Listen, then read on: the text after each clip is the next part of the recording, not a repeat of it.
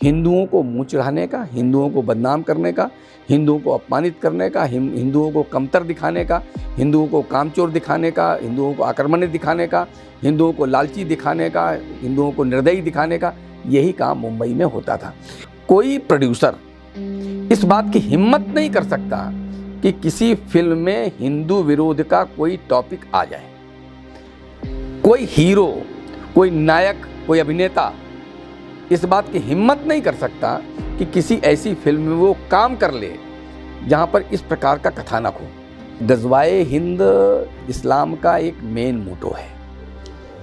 मैं कहता हूं कि 1400 साल पहले जिसके पास 5 गांव नहीं थे, दुनिया में आज उसके 56 देश हैं। कैसे हो गए वो स्पष्ट करेगी। और हो सकता है जो वक्फ बोर्ड का जो कानून बना है, तो जो कानून बनता है वो बिगड़ता भी है। संसद में बैठ करके जो कानून बनता है वो कानून संसद में बैठ के कट भी जाता है।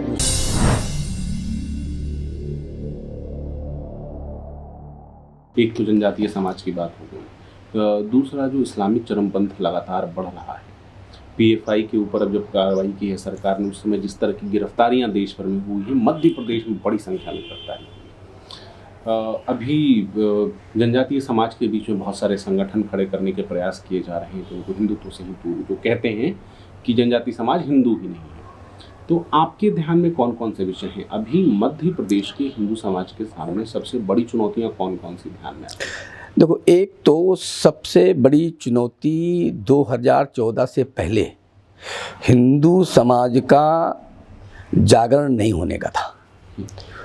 उसको ये सारी समस्याएं लगती नहीं थी, और इसलिए नहीं लगती थी कि ये समस्याएं प्रचार माध्यमों के माध्यम से या विमर्श के माध्यम से समाज के बीच तक नहीं पहुंच पाती थी कि ये कितने प्रकार की समस्याएं समाज में चल रही हैं। ये आपने देखा होगा 2014 के बाद इस पर एक बड़ा बदलाव आया है।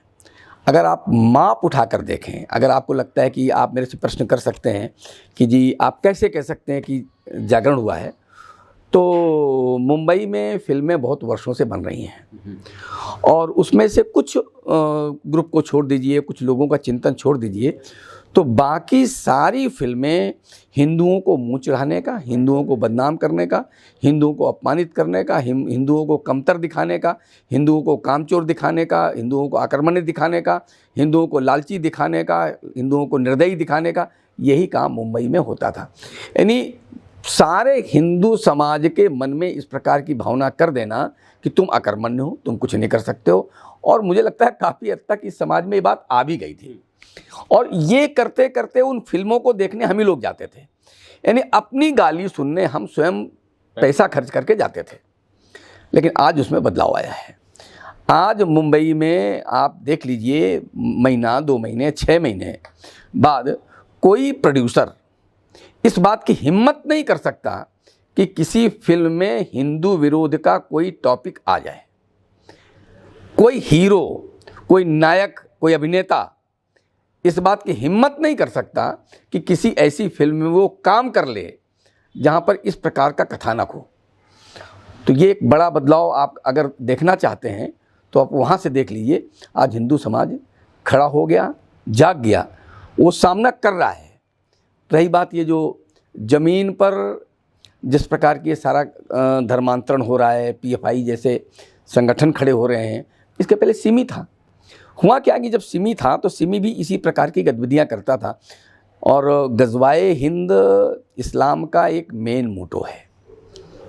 मैं कहता हूं कि 1400 साल पहले जिसके पास 5 गांव नहीं थे, दुनिया में आज उसके 56 देश हैं।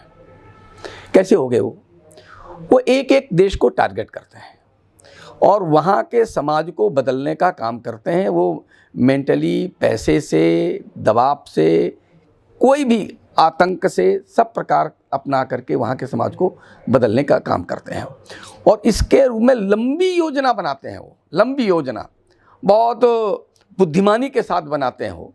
तो भारत में इस प्रकार के तत्व खड़े कर देना अलग अलग दिशा में कि ये काम करें।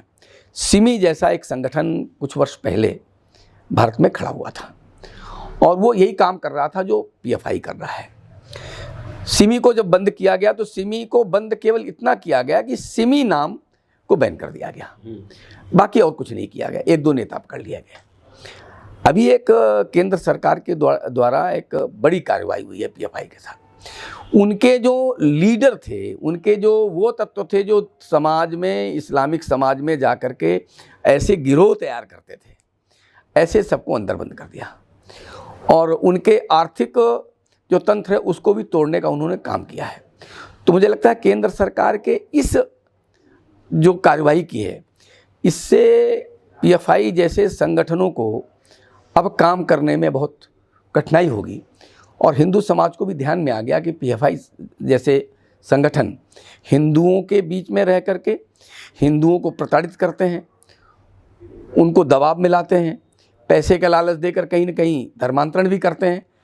अब ये लोग करते हैं तो अब लोग सतर्क होना भी शुरू हुए हैं। दूसरा पक्ष, आप देखते होंगे कि लव जिहाद की एक बड़ी चर्चा होती है। केरल में सर्वाधिक लव जिहाद की घटनाएं आई थी। कांग्रेस के तात्कालिक उस समय के मुख्यमंत्री थे, उन्होंने स्वीकार भी किया था कि हमारे यहाँ लगभग 4500 ऐसी लड़कियां हैं जिनको लव जिहाद के पास ला करके और उनका धर्मांतरण कराया गया है और उनके साथ दुर्व्यवहार भी हुआ होगा। ये विषय आया था और पूरे देश में फैल गया। फिर कुछ नामचीन लोगों ने भी स्वीकार किया कि मेरे साथ लव जिहाद हुआ है और अब आए दिन आपके पास ये घटनाएं आती हैं कि लव जिहाद हो रहा है। लेकिन एक विमर्श बदला। इतने वर्षों में हिंदू लड़कियों को ये ध्यान में आ गया कि ये जो मुस्लिम लड़के हैं, नाम बदल करके, कलावा बांध करके, तिलक लगा करके इस प्रकार का जो आडंबर रचते हैं, तो अब लड़कियां थोड़ा सतर्क हो गई। उसके 1-2 उदाहरण अभी पीछे समझ में आए होंगे।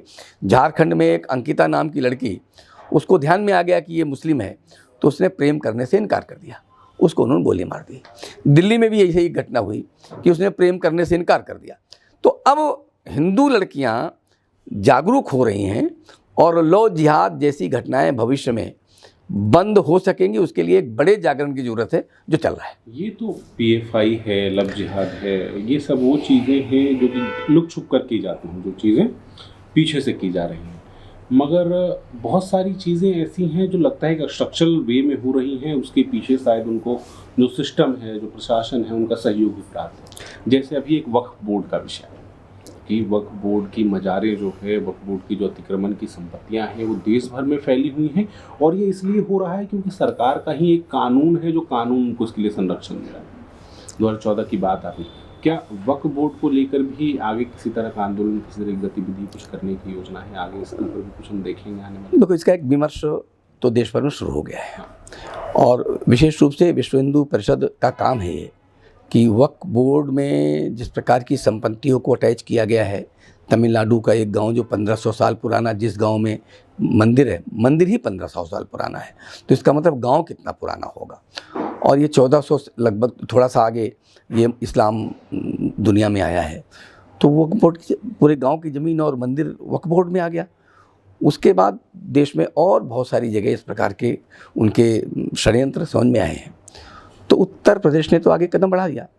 उत्तर प्रदेश की सरकार ने इस प्रकार के सर्वे की बात कर दी कि इन ऐसे ज़मीनों के सर्वे होना चाहिए, यहाँ तक कि मदरसों का सर्वे, क्योंकि हर ऐसे कृत्य का केंद्र बिंदु या तो मस्जिद है या तो मदरसा है। तो उत्तर प्रदेश ने तो आगे बढ़ा दिया है, यहाँ तक कि असम ने भी आगे बढ़ा दिया है। अब ये परंपरा शुरू हो गई तो पूरे देश में जाएगी, क्योंकि शासन जो करेगा इसमें शासन करेगा। समाज को जागरूक होने की ज़रूरत है कि मैं जहाँ रह रहा हूँ मेरे आसपास ऐसी कोई गतिविधि तो नहीं हो रही है, क्योंकि कार्रवाई तो शासन करेगा।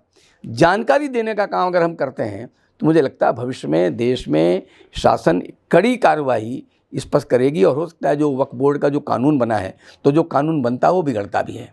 संसद में बैठ करके जो कानून बनता है वो कानून संसद में बैठ के कट भी जाता है, दूसरा उसके ऊपर दूसरा संविधान में दूसरा पक्ष आ भी सकता है। तो थोड़ी प्रतीक्षा करनी चाहिए। अभी कार्रवाइयाँ चालू हुई हैं, समाज जागरूक होना शुरू हुआ है और केंद्र सरकार इस सारे विषय में मुझे लगता है सजग दिखती है और कई प्रांतों की सरकारें भी सजग दिख रही हैं।